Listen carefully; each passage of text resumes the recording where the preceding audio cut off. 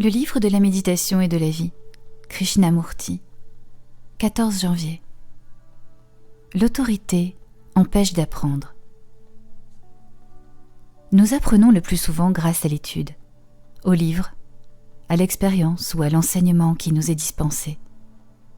Ce sont les voies usuelles par lesquelles on apprend.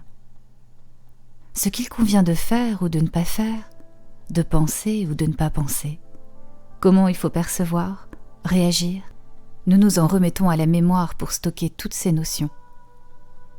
Grâce à l'expérience, à l'étude, à l'analyse, à l'investigation, à l'introspection, nous stockons des connaissances sous forme de mémoire.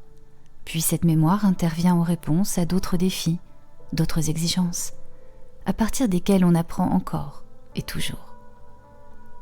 Ce qui est appris est confié à la mémoire en tant que savoir, et ce savoir fonctionne chaque fois qu'un défi se présente, chaque fois qu'il nous faut agir.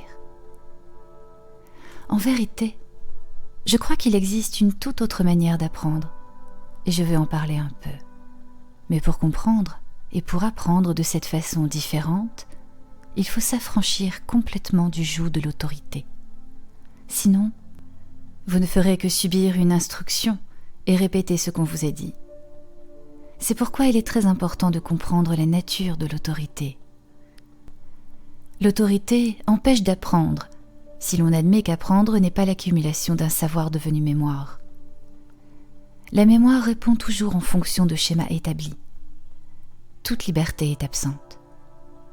Celui qui ploie sous le poids du savoir, des directives, de toutes les connaissances acquises, n'est jamais libre. Il peut être fort érudit, pourtant tout ce savoir accumulé l'empêche d'être libre.